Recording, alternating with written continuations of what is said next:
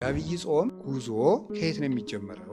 የአብይ ጾም ጉዞ የሚጀመረው ዘወረደ ነው። ዘወረደ ማለት ነው እሱ ዘወረደም ላይሉ ነው። ከሰማይ የወረደውን ክርስቶስን ይዘን የምንጀምረው። የአብይ ጾም መጀመሪያ ክርስቶስ መውረዱን መከተል ነው። መጾም ማለት አምላክ ሥጋ መሆኑን መከተል ነው ጾም።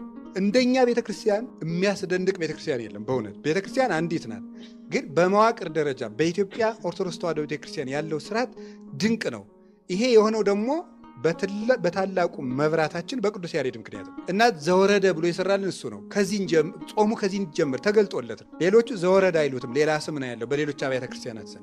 የእነሱም ድንቅ ነው። እግዚአብሔር በየስልቱ ይመለካል። ሃይማኖት እስካለ ድረስ ነውር የለው። ዘወረደ ብለን የምንጀምረው እኛ ነን። ስለዚህ አብይ ጾም ከየት ነው የሚጀመረው ሲባል ከእግዚአብሔር ልጅ መውረድ ነው። አብይ ጾምን መጾም ማለት የእግዚአብሔር ልጅ እግዚአብሔር ወልድ ወደዚህ ዓለም የመጣውን መውረድ አድንቆ በዚያ ተመስጦ መኖር ነው። አሁን እየጾምን ይመስላችኋል? የመጀመሪያዎቹ ክርስቲያኖች ክርስቶስ ወደዚህ ዓለም የወረደበትን ምስጢር ለማድነቅ ብለው አብይ ጾም ሊገባ ሲል ዮርዳኖስን ተሻግረው በረሃ ሂደው 40ውን ቀን ሰንብተው የሆሳዕና ዕለት ነበር መልሰው የሚገናኙ። በሐዋርያት ዘመን የነበሩት ማለት ዳቧቸውን ቋጥረው ዮርዳኖስን ተሻግረው በረሃ ሂደው ሁሉም ለየብቻው ሆኖ የክርስቶስን ወደዚህ ዓለም መምጣት እያደነቀ ከርሞ የሆሳዕና ይገናኛል። ስለዚህ በክርስቶስ ሰው መሆን መደነቅ ነው። ዘወረደ ገባ፣ ጾም ገባ ሲባል ዘወረደ ስንል እግዚአብሔር እኮ እኛን ለማዳን መጣ ብሎ በዚህ ተደንቆ ጾሙን መጀመር ነው። እግዚአብሔር ወደዚህ ዓለም መጣ የሚለውን እንዲደንቀን መሆን ነው። ደንቆን ከጾም ነው ጥሩ ነው። እንዲደንቀን አንድ ሁለት ነገሮች እንደው ሊቃውንቱ ከተናገሩት ልንገራቸው እስቲ። እግዚአብሔር አብ ወደ እግዚአብሔር ወልድ ወደዚህ ዓለም መምጣቱን ይዘን መደነቅ ነው።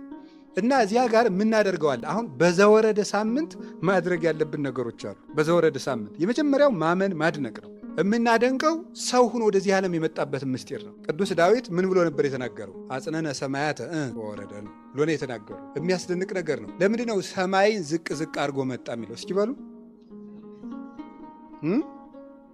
ሰማይን ዝቅ ዝቅ አድርጎ መጣ። አንድ የበረሃ መነኩሴ የተናገረውን ንገራችሁ። ለሰው ልጅ ደግሞ ትሕትና ምንድን ነው አለ። እኔ በጣም ነው የሚደንቀኝ የዚህ መነኩሴ ንግግር ስሰማ። ለሰው ልጅ ትሕትና አይገባውም።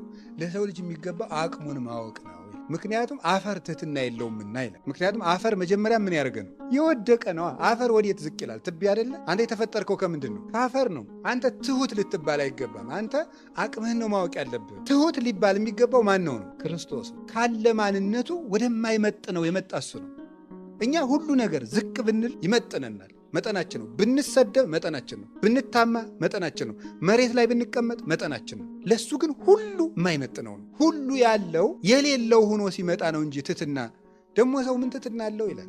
አፈር ትሕትና አለው እንዴ? ሰው እኮ በነገራችን ላይ ነፍሱ ወደ ክርስቶስ እየቀረበች ስትሄድ የራሱ ባደድ ከራሱ እንትን ነው የሚወጣ። እዚህ ቅርፍት ታውቃላችሁ? የእንቁላል ቅርፍት። ከዚያ ቅርፍት መውጣት ነው የሚጀምረው።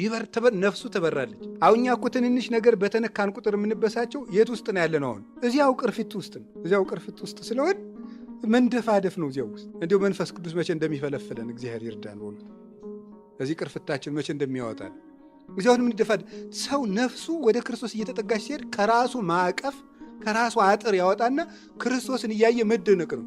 የራሱን ነገር እየረሳ ነው። የኋላውን እየረሳ ወደፊት ምን እላለሁ ያለ ቅዱስ ጳውሎስ፣ እረሳለዋል። የኋላውን እረሳዋለሁ፣ ወደፊት ነው የሚሄደው። ራሱን የሰራውን የራሱን ታሪክ እየዘነጋ አይኑ ክርስቶስ ላይ ነው የምታረፈው።